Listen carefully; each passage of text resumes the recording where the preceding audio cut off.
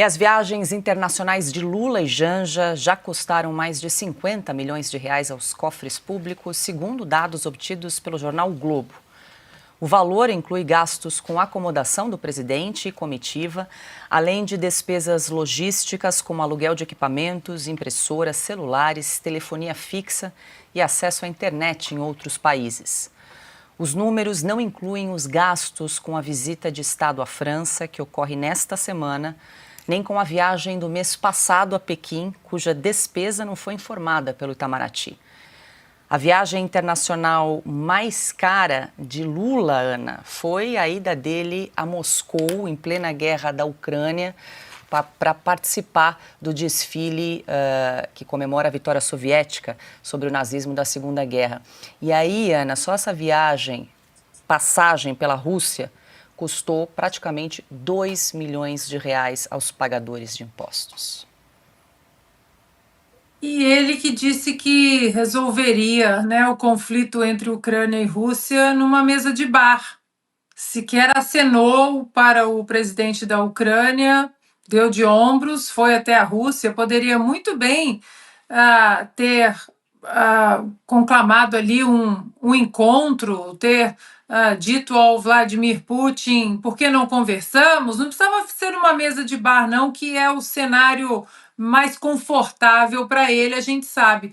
Mas ele poderia ter dito isso, mesmo se isso não acontecesse, Paula, alguns caminhos diplomáticos, eles acontecem primeiro com declarações públicas. Aí uma semente é plantada, um telefonema de um assessor para o outro. Ele poderia muito bem ter usado a comemoração ali da vitória dos russos em cima do regime nazista na Segunda Guerra Mundial e ter usado e ter dito, olha, estamos aqui diante, né, celebrando a vitória. Eu acho que é a situação perfeita para que talvez nos aproximemos mais de um acordo de paz, porque ele vive criticando Donald Trump, por exemplo, mas Donald Trump está o tempo todo falando Zelensky, Putin, e de bombardeios, de acordos, de possíveis ligações, enfim, teve aquele imbróglio todo ali no Salão Oval entre Donald Trump e Zelensky, o presidente da Ucrânia, mas você vê que há uma movimentação.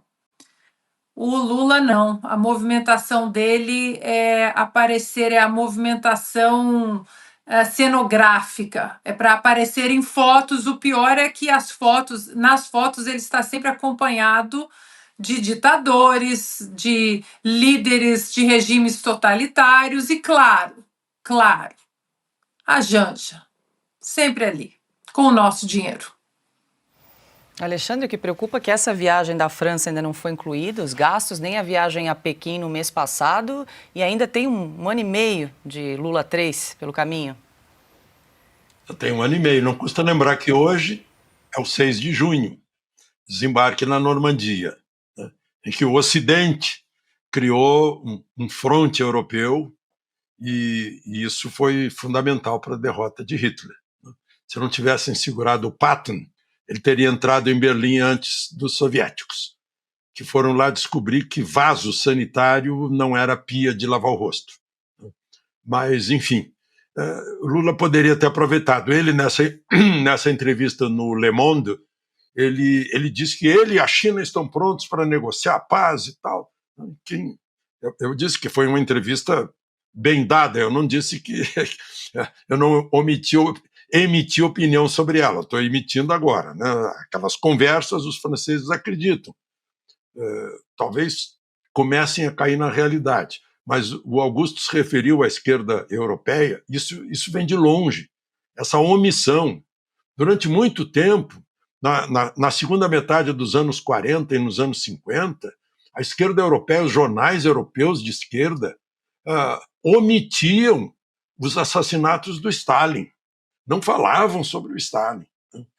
Assim como, certamente, lá na esquerda europeia hoje não falam dos amores de Lula pelas ditaduras, né, pelos sindicatos aqui no Brasil, que estão ainda incólumes depois de todo o roubo covarde dos velhinhos e velhinhas da Previdência que não entendiam que estavam sendo lesados, né? E até hoje está aí, os sindicatos estão, vamos buscar, não tem nenhuma prisão preventiva, porque se tivesse prisão preventiva, tinha muita gente que não estaria pagando provas, né? Mas está todo mundo solto para pagar provas.